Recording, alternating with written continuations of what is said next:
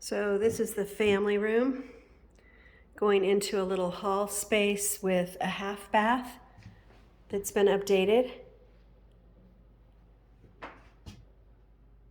And tile floors and stacking washer and dryer, which I'll look at in just a second, and a really nice sink.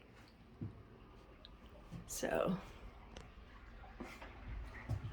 this is the washer and dryer, Whirlpool,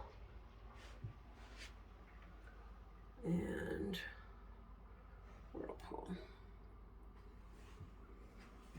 Then going out of this bathroom, that's going to the basement area, which I'll show you in a moment. And the garage is here.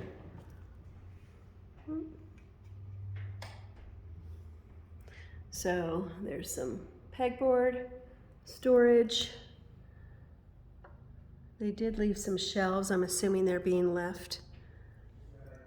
And this has been painted, so it's a nice flooring.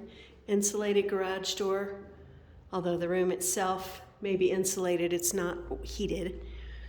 And there's a workbench. That's the electrical panel.